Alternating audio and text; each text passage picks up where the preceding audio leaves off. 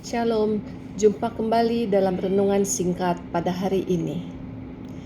Saya akan membawakan Injil Markus 11 ayat 1 sampai dengan 10.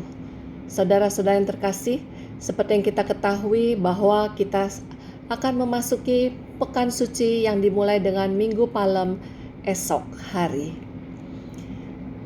Mari kita baca bersama-sama. Markus 11 ayat 1 sampai dengan 10. Ketika Yesus dan murid-muridnya telah dekat Yerusalem, dekat Betfage dan Betania yang terletak di Bukit Zaitun, Yesus menyuruh 2 orang muridnya dengan pesan, "Pergilah ke kampung yang di depanmu itu. Pada waktu kamu masuk di situ, kamu akan segera menemukan seekor keledai muda tertambat yang belum pernah ditunggangi orang. Lepaskan keledai itu dan bawalah kemari.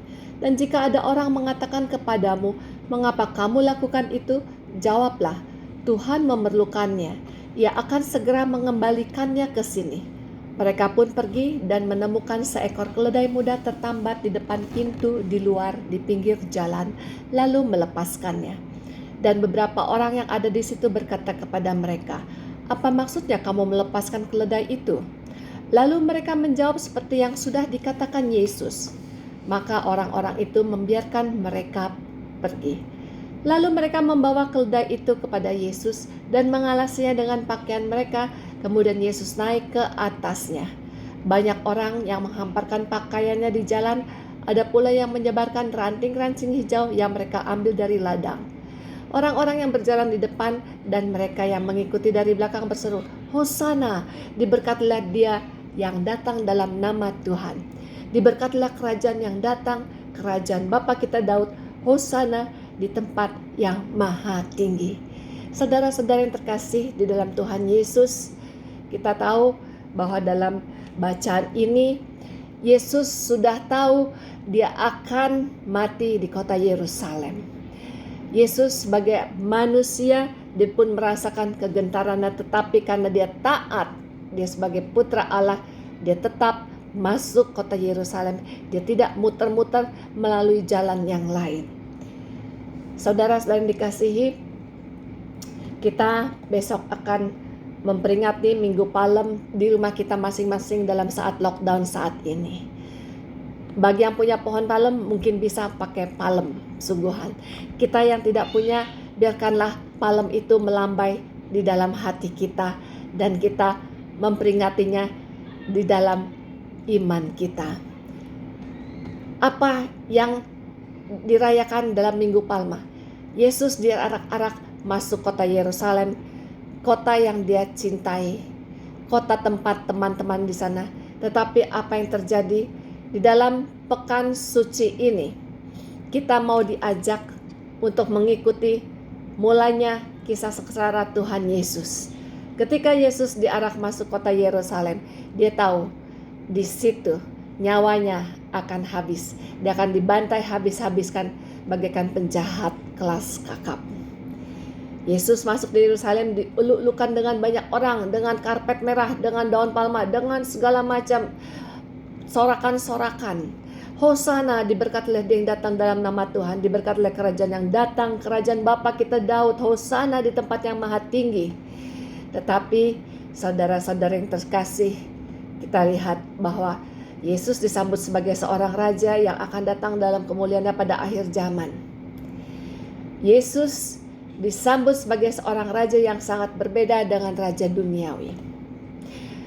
Hari Kamis Putih nanti kita akan memperingati, mengenang perjamuan malam terakhir. Yesus membasuh kaki para murid-muridnya, dan setelah itu dia mengajak 3 orang murid-muridnya untuk berdoa bersama dia di Taman Zaitun. Siapa dia? Yohanes, Petrus, dan Yakobus. Tetapi apa yang terjadi? Mereka ngorok, tertidur. Hendaknya kita di dalam menemani Yesus memasuki kisah sengsaranya, kita jangan ngorok, kita jangan tertidur. Tetapi hendaknya mari kita mau turut berdoa. Dalam suasana saat ini pun kita perlu berdoa untuk diri kita sendiri di sini.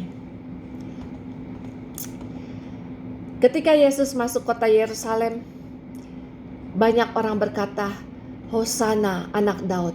Tapi dalam hitungan jam sekejap, sorak-sorai yang menyambut Yesus berubah menjadi teriakan, salibkan dia, salibkan dia.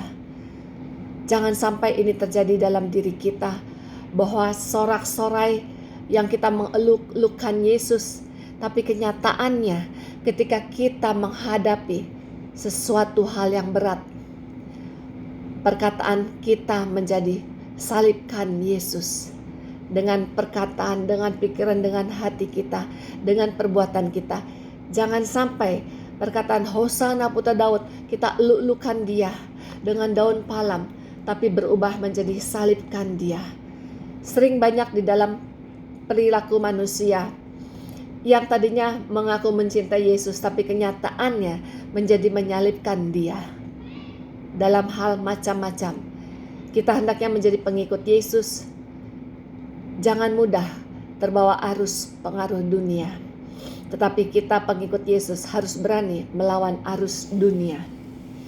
Harapan bahwa Yesus menjadi Raja dan yang patut diterima dari pekikan Hosana itu jangan sampai dipadamkan dengan virus corona, sehingga dengan kesenyapan kita di rumah masing-masing, kita menjadi menyalibkan dia. Dengan tidak membagikan kabar sukacita, dengan menggerutu, dengan marah-marah. Tapi hendaknya marilah saudara-saudara yang terkasih, kita mau ingat Yohanes 6 ayat 66. Dikatakan mulai dari waktu itu banyak murid-muridnya yang mengundurkan diri dan tidak lagi mengikuti dia. Termasuk yang manakah kita? Termasuk diri sebagian yang mengundurkan diri dan tidak lagi mengikuti Yesus. Di dalam kehidupan kita semuanya, yang berbagai macam masalah menimpa kita. Atau kita masih tetap termasuk golongan yang tetap bersemangat, berteriak Hosana, Hosana, yang mengeluhkan Yesus di dalam hidup kita. Kita mau ingat dalam doa Yesus kepada Bapa di surga, Yohanes 17 ayat 11 sampai dengan 19. 11 sampai 19 saya tidak bacakan, tapi ada beberapa hal yang akan saya katakan dari doa Yesus ini di Taman Zaitun. Yesus berdoa agar semua pengikutnya, pengikut para murid-muridnya, yang percaya kepada para murid-muridnya, termasuk Anda dan saya, supaya tetap dapat mengalami sukacita. Seperti Yesus yang tetap bersukacita walaupun menderita dan wafat di kayu salib. Apakah kita masih bisa bersukacita di dalam segala penderitaan kita saat ini? Yes. Tuhan Yesus mengutus Roh Kudus-Nya. Itulah roh penghiburan, roh kekuatan, roh yang murah hati, roh yang akan menemani kita. Seperti yang dikatakan dalam Injil Yohanes 14 ayat 16-17. Yesus berkata, aku akan minta kepada Bapa dan dia akan memberikan kepadamu seorang penolong yang lain, supaya ia menyertai kamu selama-lamanya, yaitu roh kebenaran. Dunia tidak dapat menerima dia sebab dunia tidak melihat dia dan tidak mengenal dia, tetapi kamu mengenal dia sebab dia menyertai kamu dan akan diam di dalam kamu. Jadi hendaknya kita percaya Roh Kudus menyertai kita kalau kita tinggal diam di dalamnya. Saudara yang terkasih dalam Tuhan Yesus, mari nanti di dalam Kamis Putih acara tuguran, mungkin tuguran di rumah masing-masing, kita juga bersyukur. Paskah pun kita masih bisa merasakan merayakan misa streaming di rumah kita masing-masing. Walaupun kita tidak menyambut tubuh Yesus, tapi kita punya kerinduan dalam komuni batin kita. Mari kita mau juga bertuguran, berdoa bersama-sama Yesus, di mana dia mengalami sebagai manusia, mengalami ketakutan yang luar biasa. Itulah sakarat maut Yesus, bukan ketika dia menggantung di kayu salib, tapi ketika di dalam hari Kamis itu di Taman Zaitun dia sudah mengalami sakarat maut. Dia ketakutan setengah mati sampai mengeluarkan darah dalam keringatnya. Apakah Anda ketika ketakutan, stres yang luar biasa Anda mengeluarkan darah dalam keringat Anda? Tidak, hanya Yesus. Penderitaannya demikian dahsyat.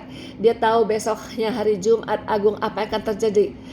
Karena dia adalah Allah, dia bisa tahu bagaimana kematiannya esok harinya. Kita manusia tidak bisa tahu. Tidak ada manusia yang bisa tahu kematian kita. Karena Yesus adalah Allah sendiri, dia tahu.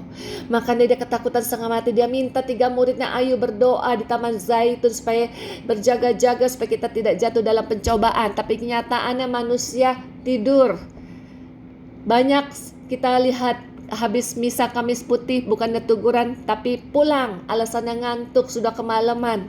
Atau mungkin juga mencari restoran, sudah lapar, sudah malam.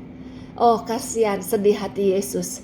Diminta berdoa bersama Dia dalam ketakutannya di Taman Zaitun. Kita pulang. Hendaknya kita sekarang ada di rumah masing-masing, kita teguran nanti hari Kamis Putih, Jumat Agung, Sabtu Vigili, dan kita hari Minggu merayakan kemenangannya. Saat ini kita mari masa pertobatan kita untuk dalam pekan suci ini. Besok kita akan melambaikan daun palem dalam hati kita yang tidak bisa keluar, mempunyai palem sendiri. Kita harus mempunyai Roh Kudus. Ketika Pentakosta belum terjadi, Petrus dan murid-murid yang lain memikirkan dirinya sendiri, lupa.